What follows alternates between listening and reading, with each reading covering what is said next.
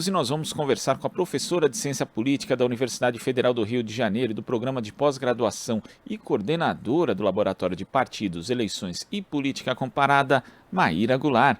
Bom dia, Maíra. Bom dia, Glauco. Prazer estar aqui. Prazer é nosso em recebê-la. Maíra, ontem a gente teve a divulgação pelo Instituto Datafolha, no final da tarde, da mais recente pesquisa sobre a corrida presidencial de 2022, com o ex-presidente Luiz Inácio Lula da Silva vencendo no primeiro turno, caso a eleição fosse realizada hoje. Segundo o Datafolha, Lula tem 47% das intenções de voto contra 28% do atual presidente Jair Bolsonaro e, pegando todos os adversários ali, dá 41% menos, portanto, do que a soma de Lula. Como você analisa esse cenário que a pesquisa apresentou ontem, Maíra? O primeiro dado e o mais óbvio é a inviabilidade da terceira via. Esse é o que salta aos olhos, né? Ela se demonstra inviável, mesmo a tentativa de articular diferentes partidos em torno da candidatura da Simone Tebet, isso não permitiu que ela oscilasse positivamente de maneira significativa, nem não significativa, ela continua 1%. Outro elemento que é óbvio, né, nessa pesquisa é que há uma certa estabilidade no perfil e dos votantes de cada candidato. Não há nenhuma grande alteração. O Bolsonaro, ele é um candidato de pessoas de classe média e alta, homens, e o Lula é um candidato de pessoas de perfil de baixa renda, mulheres, jovens, menos escolarizados. Tudo isso reforça a ideia de baixa renda, né? Então, esse perfil ideológico não é um perfil ideológico, é um perfil demográfico dos dois eleitores, né? Um eleitor de baixa renda e um de mais alta renda. O que demonstra que o esforço de programas de transferência de renda, como o Auxílio Brasil, não está surtindo resultado. Isso nos permite especular uma coisa mais de fôlego, né? Que é o seguinte, talvez a identificação dessas camadas populares com o presidente Lula não seja apenas em virtude do Bolsa Família, de programas de transferência direta, mas de uma série de outros programas que, durante o governo do Partido dos Trabalhadores, melhorou a condição de vida dessas classes. E aí eu destaco a elevação consistente do salário mínimo. O que reforça nessa ideia. O Lula ele vence, a parcela da população em que ele vence com um percentual mais expressivo são aqueles que ganham até 2 salários mínimos. Ele fica com 56% nessa amostra, sendo essa amostra muito representativa, porque ela atinge 52% da população. Maíra, é interessante dessa sua resposta que já surgiram aqui mais duas questões, né, subvertendo aqui a pauta que eu tinha preparado, mas primeiro eu queria pegar justamente essa questão do recorte social que você faz, porque o Datafolha mostra, assim como outros levantamentos, que não é também só um recorte social, existe um recorte de cor, né? Lula, por exemplo, entre os eleitores que se autodenominam pretos, ele tem uma vantagem muito maior do que entre os brancos, ele também ganha, mas ali a vantagem é muito reduzida, e quando a gente vê a questão de gênero, né, entre as mulheres também o ex-presidente Lula lidera com muita folga, coisa que não acontece, por exemplo, no segmento do eleitorado masculino. A gente tem, né, no encontro desses recortes, e também isso sem levar em conta a questão geográfica, onde também existe ali digamos, uma polarização distinta, né, entre Lula e Bolsonaro conforme a região. Existem aí dois Brasis que estão se encontrando e inclusive se dividindo de forma bastante evidente, mais do que em outras eleições, entre essas duas candidaturas, Maíra? Glauco, eu acho que da última vez que eu estive aqui, eu ressaltei esse ponto quando eu estava falando do programa do Lula. Me parece bem claro o seguinte, o que essas camadas têm em comum? Negros, mulheres, pobres. É a perspectiva de serem subalternos, de serem subalternizados, de serem oprimidos por classes hegemônicas. Então, é esse o perfil que gera identificação com o Partido dos Trabalhadores, enquanto segmentos que se identificam, né, como elites, como vencedores, e não subalternizados, como essas maiorias em termos de hegemonia, eles se identificam com Bolsonaro. E aí o que eu achei interessante, porque tem aí qual é a variável mais discrepante nesse mapa? E a gente tem um mapa muito claro, né? Mas aí tem uma variável discrepante que é qual? Evangélicos. Porque os evangélicos são pobres. E os evangélicos são o único segmento de expressão popular que dão vitória a Jair Bolsonaro. Como é que a gente explica isso? Porque, de alguma maneira, os evangélicos subvertem essa retórica da subalternização. Eles se identificam como vencedores, como escolhidos, e, portanto, dificultam essa identificação com o Partido dos Trabalhadores enquanto partido dos vulneráveis, dos subalternos, daqueles que precisam de ajuda do Estado para vencer forças hegemônicas que os mantêm nessa subalternização. E o que é bastante interessante esse aspecto, Maíra, porque uma vez eu fiz inclusive uma matéria sobre a questão do voto evangélico, né? Quando se fala do segmento evangélico, que é bastante diverso, inclusive, né? Temos diversas denominações e há diversidade, inclusive mesmo entre as neopentecostais.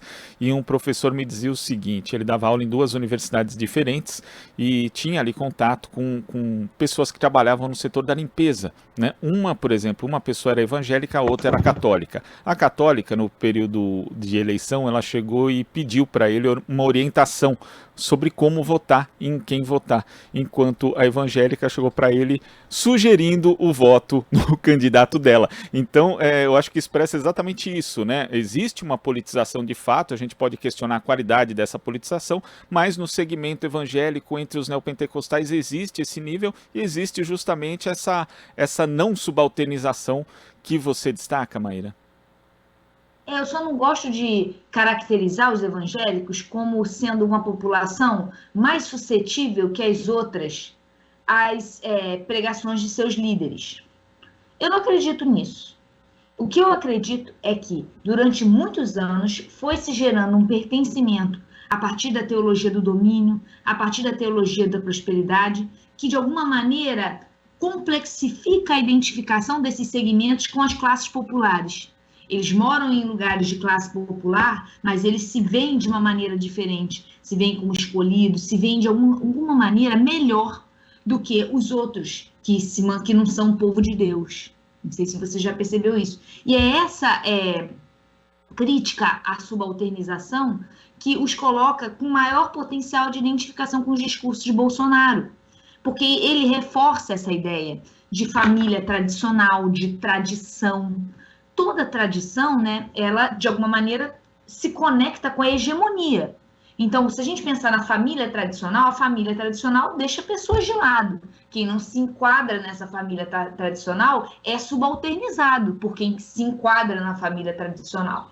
Então, quando ele enfatiza um perfil hegemônico de família, um perfil tradicional de homem e mulher, ele reforça essa ideia de que ele é um candidato de elites, daqueles que fazem parte de um certo status quo, seja ele econômico, seja ele social, heterossexuais, pessoas que têm famílias estruturadas, e aí aqueles que discrepam desses modelos hegemônicos têm maior identificação com Lula.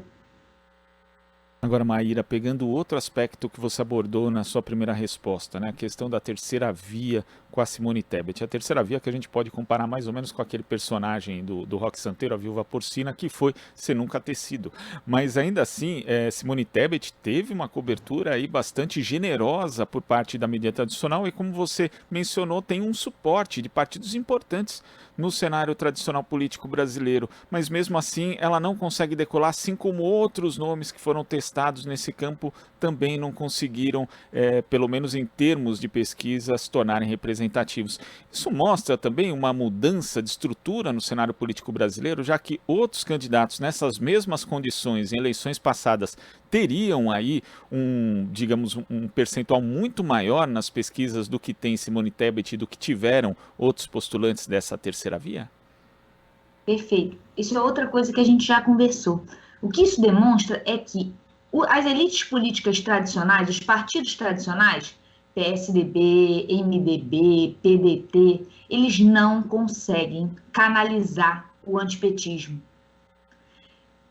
Isso foi o que gerou a ascensão do Jair Bolsonaro, né? Porque o nosso sistema político até então era polarizado entre petismo, organizando o campo da esquerda, organizando o campo dos que se identificam como subalternos, e as elites se identificando com um antipetismo que era capitaneado pelo PSDB. Conforme o PSDB foi deixando de ter essa capacidade de canalizar o antipetismo, houve um vazio. E aí, essas novas lideranças de perfil extremista, o extremismo de direita, se apresentou como mais capaz de gerar identificação social entre aqueles que não se identificam com o petismo, que são os antipetistas. Agora, essa pesquisa Datafolha também, Maíra, ela pegou no começo esse caso da prisão preventiva do ex-ministro da Educação, Milton Ribeiro. É possível que com o desenrolar da apuração, até a possibilidade de uma CPI ser instalada no Senado, isso acabe abalando ainda mais a campanha de Bolsonaro? Olha, eu não acredito num grande impacto dessa novidade não, de modo algum, porque a corrupção no governo Bolsonaro não é uma novidade, mas desse fato midiático de uma prisão, eu não acho que isso vai ter impacto no núcleo duro dos apoiadores do Bolsonaro. Acho que não tem qualquer impacto nesse núcleo duro. Tanto que as lideranças evangélicas já saíram em defesa do Bolsonaro, rifando tanto o Milton quanto os outros pastores que fizeram parte do escândalo. O próprio Milton, ele não faz parte do núcleo duro do bolsonarismo evangélico. Ele é um pouco marginal. Então, eu acho que, de alguma maneira, nesse núcleo duro, esse escândalo de corrupção não afeta. O que eu acho que isso pode prejudicar, essa ideia de que o governo Bolsonaro também tem corrupção, é você conseguir amealhar outros segmentos que estariam indecisos e, de alguma maneira, não gostariam de votar no PT pela essa memória da ideia de corrupção, que sempre estruturou um pouco o antipetismo, desde 2006, desde o mensalão, é a ideia de corrupção que tem estruturado o antipetismo. Mas é claro que ela sempre teve misturada com uma certa posição de diferenciação das classes subalternas. Há um elitismo que se mistura com essa ideia de anticorrupção. No caso do elitismo, não mexe. Mas no caso esses segmentos que votam, que não querem votar no Lula por causa da corrupção, eles vão ter mais dificuldade de votar no Bolsonaro. Sendo que o antipetismo foi o grande operador que conseguiu fazer uma ideologia que é de extrema-direita e, portanto, com perfil minoritário, conseguir alcançar uma maioria eleitoral. Então, quando você interdita esse discurso da corrupção, ou interdita, por exemplo, o discurso de que o Lula é extrema-esquerda, mediante a aliança com o Alckmin, você dificulta que o Bolsonaro consiga articular segmentos não radicalizados na sua base eleitoral. Inclusive, né, Maíra, por uma questão de coerência aqui no Jornal Brasil Atual, a gente não pode deixar de ressaltar que nunca é algo bom esse protagonismo de forças policiais, do sistema de justiça em geral, no quadro político, ainda mais quando se utiliza um instrumento como a prisão preventiva, né? Eu até vi gente justificando a prisão com base em elementos de culpa levantados pela investigação, mas não é isso que justifica uma medida cautelar como essa, né? São outros requisitos e a gente sabe que são utilizados muitas vezes de forma indevida, basta ver a quantidade de presos provisórios que a gente tem no nosso sistema penal. Agora, o bolsonarismo, como você ressalta, Maíra, nunca entendeu dessa forma, né? Pelo contrário, sempre foi punitivista em grau elevado, inclusive utilizando isso contra o PT, como você ressaltou. Isso confunde um pouco a base, mas na prática é um segmento bastante acostumado a essa dissonância cognitiva, né, Maíra? Acaba nem ligando para esse tipo de contradição, mas pode afetar esses indecisos, como você diz. Bolsonaro, ele é um candidato que ele é, ao mesmo tempo, estável nas suas posições ideológicas, mas ele não é particularmente coerente. No seguinte sentido, ele ora defende um perfil mais neoliberal de governo, ora mais estatista. Isso não afeta particularmente os seus apoiadores mais fiéis. A mesma coisa sobre o escândalo de corrupção, mas aí tem um viés mais da dissonância cognitiva. Por quê? Porque esses apoiadores fiéis do Bolsonaro, esse núcleo duro, eles já vivem em bolhas e que recebem suas informações a partir de grupos de WhatsApp ou de portais de mídia social, que de alguma maneira não vão veicular ou vão veicular notícias, com aspas, que de alguma maneira protegem Bolsonaro desses escândalos de corrupção.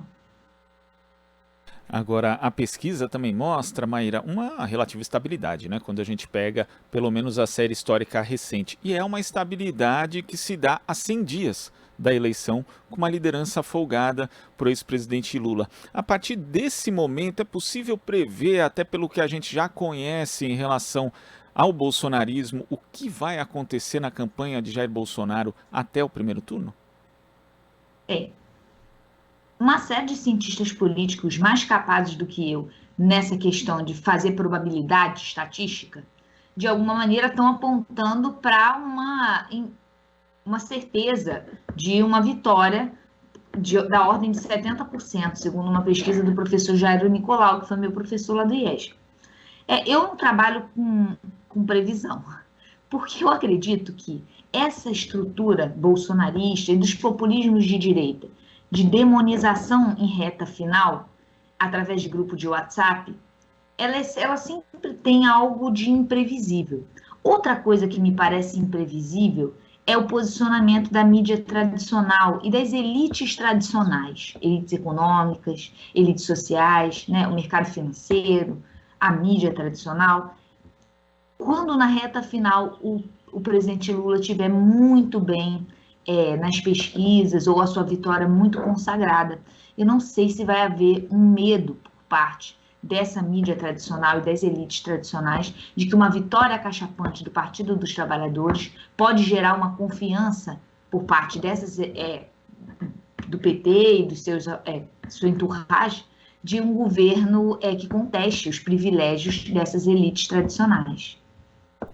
E até remetendo, inclusive, né, à campanha de 2018, há 2 semanas do pleito, quando o candidato do PT, Fernando Haddad, ele já vinha numa curva ascendente, em dado momento ali as pesquisas mostravam que o Bolsonaro tinha uma rejeição muito alta, né, cerca de 50%. Aí você imagina, poxa, mas como que a pessoa vai conseguir ganhar no segundo turno com essa rejeição? E aí a fórmula ali que ficou evidente foi aumentando a rejeição do adversário. Lembro que na penúltima semana, Fernando Haddad teve um salto de 9% na rejeição dele por conta da campanha bolsonarista. Mas nesse caso fica mais difícil usar esse tipo de estratégia, Maíra, porque o ex-presidente Lula é amplamente conhecido, a figura política mais conhecida pelos brasileiros e, de certa forma, ele é alvo de fake news das mais variadas desde antes de existir esse termo, né? Quando a gente estava ali no período da Guerra Fria, Lula foi acusado desde agente da CIA até agente da KGB. Então, quer dizer, cola muito pouco isso. Teve a coisa da filha do Lula. Sim. O que eu acho é que isso é imprevisível. A fofoca é uma coisa que não dá para prever. A fofoca, a imaginação, a capacidade das pessoas em cair em coisas completamente imaginárias. Outro dia me surpreendeu muito aquele negócio que tem uma cidade dentro da Amazônia e as pessoas acreditando que tem uma cidade debaixo da Amazônia. Não tem como a gente prever o universo onírico de um outro sujeito. A capacidade de acreditar em crenças completamente místicas. Então, é nisso que eu difiro dos meus colegas que apostam muito na racionalidade. Eu, na minha trajetória, como eu estudo populismo e tal, eu aposto bastante na irracionalidade, nos afetos, nas coisas que não fazem sentido. Mas eu estou confiante em relação ao resultado da eleição. Eu só não estou tão confiante exatamente por essa tecnologia de demonização do adversário em reta final, porque ela é incontrolável e não dá para saber o que vai surgir.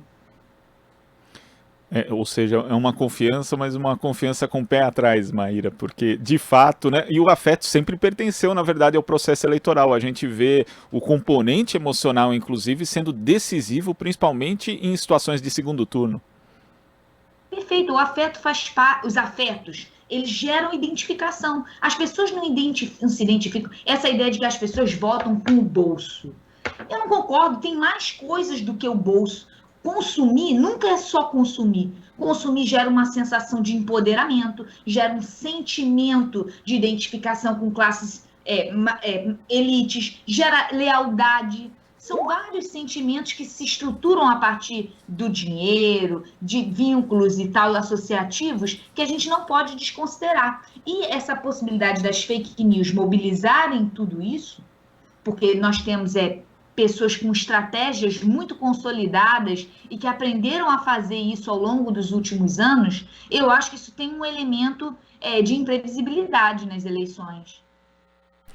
Maíra, queria agradecer sua participação aqui no Jornal Brasil Atual de hoje. Sempre muito bom te receber. Até a próxima. Até a próxima, querido. Muito obrigada. Tchau, tchau, gente. Tchau, tchau. Conversamos aqui com a professora de Ciência Política da Universidade Federal do Rio de Janeiro, coordenadora do Laboratório de Partidos, Eleições e Política Comparada, Maíra Goulart. Você está ouvindo Jornal Brasil Atual. As notícias que os outros não dão.